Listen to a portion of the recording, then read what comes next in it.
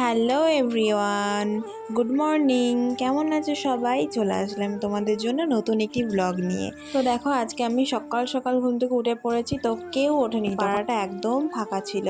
তো সকালে উঠেই না আমি আগে হাঁটি, 2-3 পাক হাঁটি, মানে একদম রাস্তার মোড় থেকে রোড থেকে আমাদের বাড়ি পর্যন্ত একদম 2-3 বার টানা হাঁটি। সকালে হাঁটাটা না খুব ভালো, জানো তো, এই সকালে ঠান্ডা হাওয়াটা নেওয়া খুব ভালো।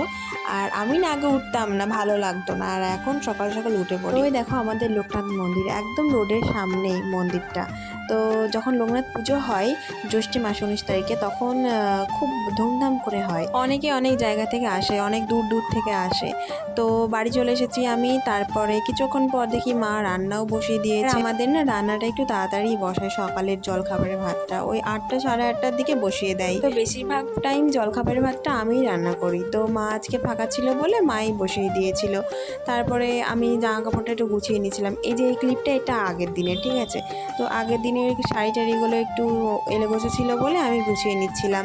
তো বিছানার চাদরটাও পাতা ছিল, ওটাও তুলে নিচ্ছিলাম।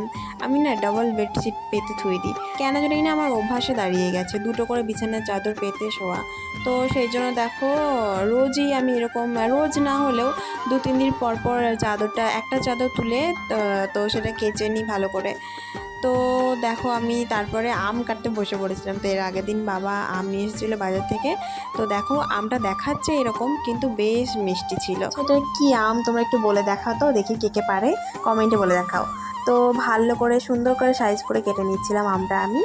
আর এটা না খোসা আমি ছাড়াইনি, খোসা ছাড়ালে কি বলো তো, মানে আমটা না ধরা যায় না, জল কাটে বেশি, আর খোসা সদ্য সেই জন্য ছাড়িয়ে নিচ্ছিলাম। আমার না ফলের মধ্যে আম, তারপরে আনারস, তরমুজ, এগুলো না ভালো লাগে বেশ খেতে। আর তোমাদের কি কি ভালো লাগে সেটা কিন্তু অবশ্যই জানিও কমেন্টে। আর ভালো লাগে না বলতে গেলে আপেলটা ভালো লাগে না, আবার আঙুর ফল অতটাও ভালো লাগে না।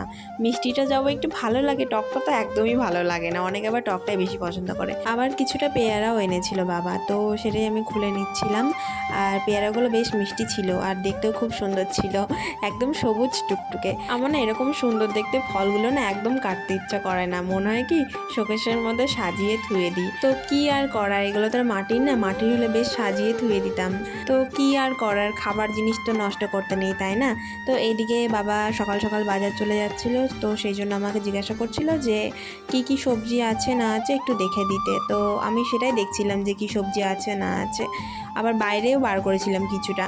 তো বাবাকে বললাম যে এই মতো সবজি আছে আর এগুলো আনতে হবে। আর এই দিকে কি করেছে দেখবে, আমার বড় মা না পাশের ঘর থেকে আমার ব্লগ চালিয়ে দিয়েছে জোরে জোরে বক্সে আবার।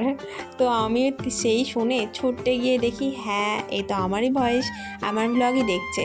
তো আবার হাসছেও। আর আমার একটা বোনু ছিল, ও আর বড় মা মিলে দেখছিল। ওরা নাকি রোজই আমার ব্লগগুলো দেখে, তো ওরা দেখছিল ওদের মতো। তারপর আমি ঘরে চলে আসলাম আমার রুমটা পরিষ্কার করতে। আর কতবার দিনে পরিষ্কার করতে হয় জানো, যাদের বাড়িতে ভাই বা বোন আছে তারাই জানে যে দিনে কতবার রুমটা পরিষ্কার করতে হয়। আর আমি তো এক খুঁতখুঁতে, আমার তো 14 বার পরিষ্কার না করলে হয় না, মনে হয় যেন এদিকে চাদর সরে গেছে ওইদিকে চাদর সরে গেছে। তো তারপর ছাদে আসলাম একটু। তো বন্ধুরা আজকের ব্লগটা এইটুকুই, দেখা হচ্ছে পরবর্তী ব্লগে। তো সবাই ভালো থাকবে, সুস্থ থাকবে আর নিজেদের খেয়াল রাখবে। Bye bye.